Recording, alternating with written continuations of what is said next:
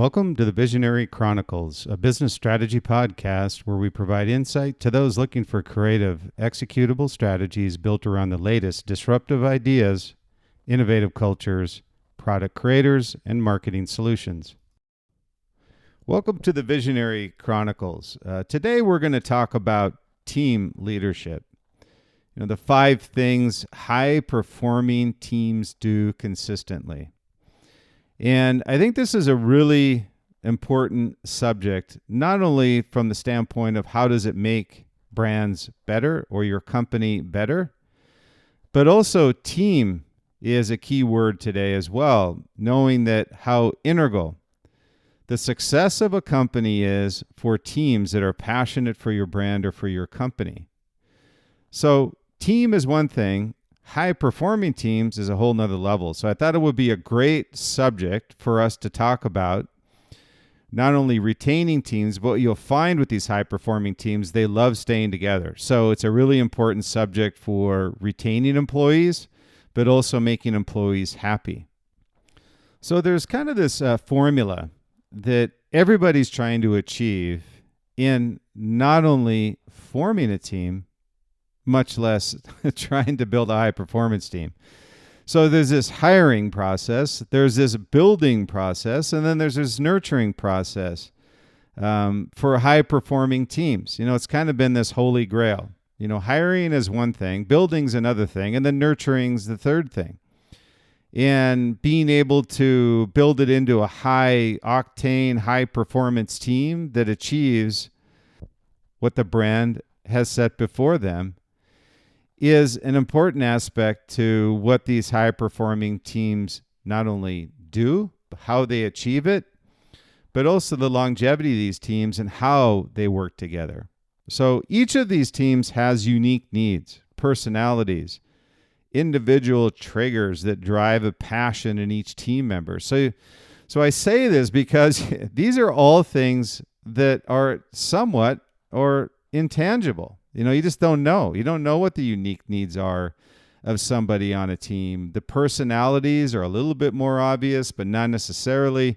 So you have to deal with all these dynamics that are intangible, that go outside of the skill set. And that's why you see so many times with position recs now, and I don't know if you've seen it, but the direction that these recs are taking, and when we hire people at Liquid Mind, when we hire people for these consumer product brands, the needs have changed. And you still need someone with the skill set, but you need somebody that's going to fit with your culture. And that's an interesting dynamic that we never had to deal with before. But if you're going to have a team, think about it. You need to have them fit within the culture, not only of the company, but even on a micro level with the team side. So you need to kind of understand and somehow draw out of these individuals during the interview, let them be themselves. And I'll say that with teams and individuals that you bring together, or individuals rather that you hire, is don't just ask the questions. Functionally, for the most part, they're going to be able to do the job. The thing is, are they going to be staying with you? Do they have a passion for the brand? And culturally, they're going to be a good fit for what you're doing. And these are critical components as we go through this to successfully building a high-performing team. So how does a brand build a competent team? One who gets along with one another and consistently produces superior results. Consistently, not just one-hit wonders. You hit a lot of people that may have a great idea. It's like a one-hit wonder band. They have one great hit and then they're gone. They disappear. You never hear from them again. May have been a great song, but you need more than one hit to build an album. So you want to make sure that you build a team that's going to build an album of great hits. So first, when looking at building a high performance, what I call this high octane team, understand there are primary needs of each team and individuals. Now, there's a couple different levels to this, so I'll go through these. The first, there are 3 areas that they're looking for, these high-performing teams. I'm not just saying a team, somebody who's on with a company that's just building stuff, really doesn't have a set vision on executing superior results across everything that they do and are a high-performing, high-octane team.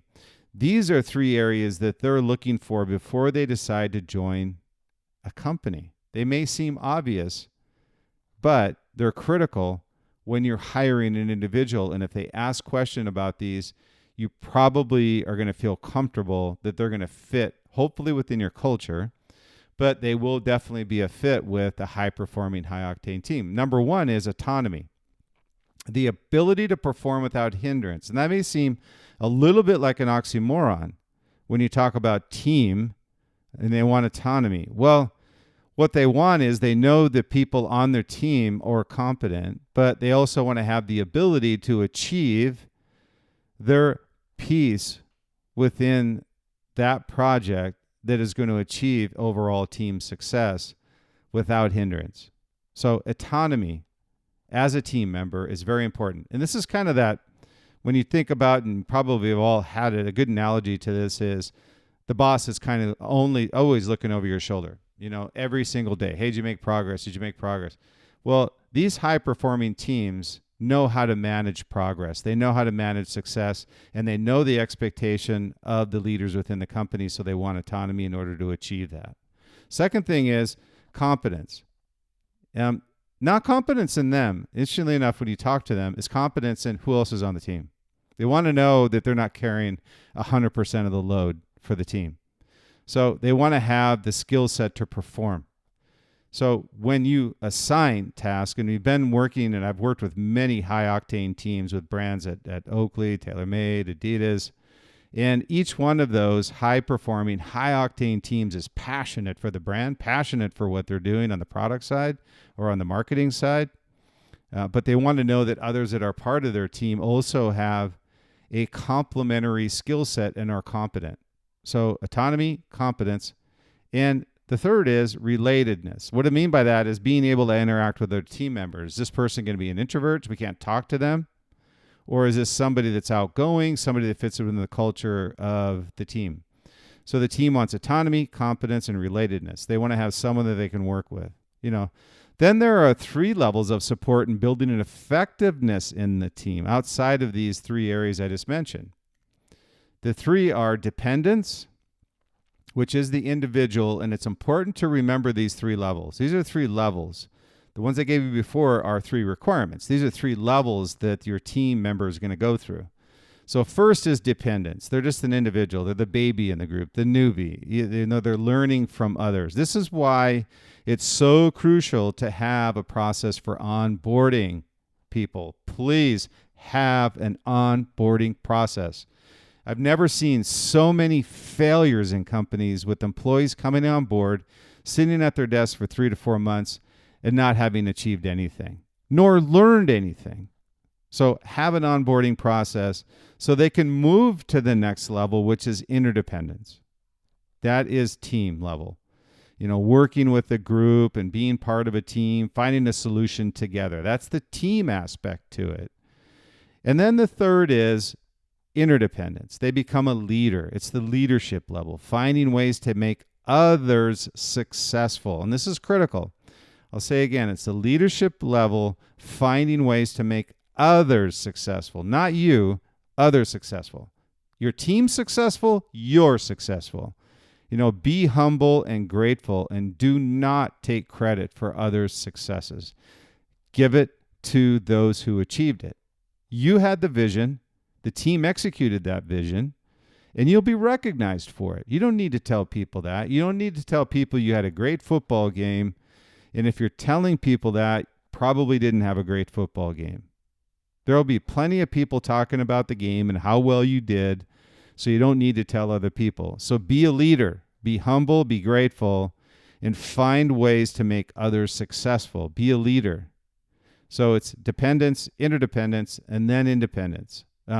The reason I mention these 3 is on all high-performing, high-octane teams, they go through these 3 steps extremely fast, much quicker than just a regular team on a brand, meaning that they onboard very quickly, they interact with the team, and they're usually a shining star within that team, and they quickly move into a leadership position. So they're kind of what people maybe call hypos. They're all part of this high-performing team. So these are the 3 levels that they go through on a group, on a growth perspective. So what are the 5 things that high-performing teams do consistently? So number 1 is they're real with each other. What that means is they express personal and professional emotions and share with the team. They're building a more intimate bond with one another, not only on the job, but maybe after work and or even on the job, where they're just not talking about the job. They're real with one another. So what that does is, in conversations that they have in team meetings, whatever it may be, they're more direct with one another without offending each other.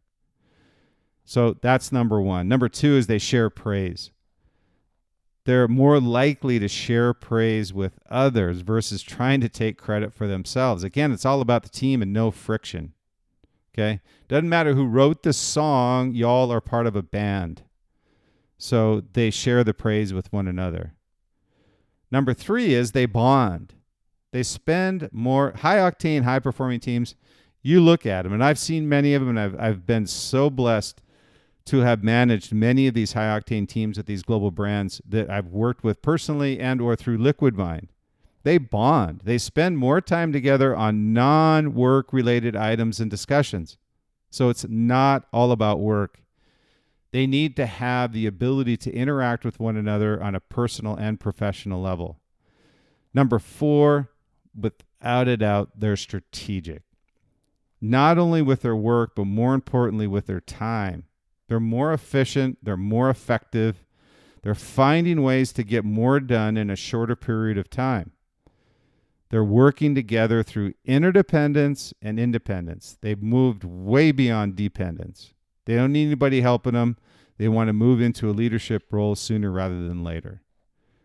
Number 5 is they communicate directly. They're more likely to communicate through voice versus text or emails. What I say, be honest, be live. And this is one that not a lot of people think of based on the technology we have today is, well, I'll just text or I'll just email. These high-performing, high-octane teams want to communicate fast, and they want to communicate more personally. So they communicate directly, and it's often, if not always, through voice. And I say voice, not voicemail. It's a voice. Jumping on the phone and talking to somebody directly. So they communicate directly. So these are 5 points, again, that when you look at what they're looking for, autonomy, competence, and relatedness with their team. And the growth is dependence, interdependence, independence, from individual to team to leader. They move along that path much quicker than a normal team, significantly faster. And then the 5 areas that high-performing teams do consistently, again, it's they're real with each other, they share praise, they bond, they're strategic, and they communicate directly. So what I say, building, managing, and growing a successful team for your brand takes a commitment to process and action. It's the approach to getting team members up to speed and the effort to assure they are satisfied with what it takes to be part of a successful team and brand. This is one thing that, again, many brands and many companies overlook, whether it be onboarding, whether it be a process to building a high-performance team and understanding what their needs are. Not what your needs are, what their needs are. So understand these different areas that a traditional high-performing, high-octane team looks for in working with your company, your brand, or your service. So I always say stay true, stay authentic, be different, be great. If you have any comments, or I'd love it if you could leave a review if you like what we're doing at the Visionary Chronicles. We're across Apple Podcasts. We're at Google, Spotify, Pandora, virtually any distribution of podcasts. We would love to have your feedback. The second thing is I can be reached at liquidmindsite.com. That's LIQUIDMINDSITE.com, or first last name Bryan, BRYAN SMELTZER.com. or feel free to email me at bryansmeltzer@outlook.com or brian@liquidmindsight.com.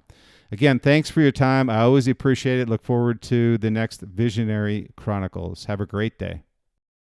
I wanted to thank you for listening to the Visionary Chronicles podcast. And hopefully you find the information that we put out each week very useful. And what we found through reviews and when we were originally putting together their Visionary podcast was found both personal and professional advice as well as information those listening to the podcast were looking for. So we wanted to be unique in that way, and hopefully you found that to be the case. And appreciate the reviews that you've been sending in, and we would certainly appreciate you signing up for our newsletter as well, which is an expansion upon what you're seeing on or hearing on the Visionary Chronicles podcast. And you can find that at two locations. One is bryansmeltzer.com, bryansmeltzer.com, or our company site, liquidmindsight.com, liquidmind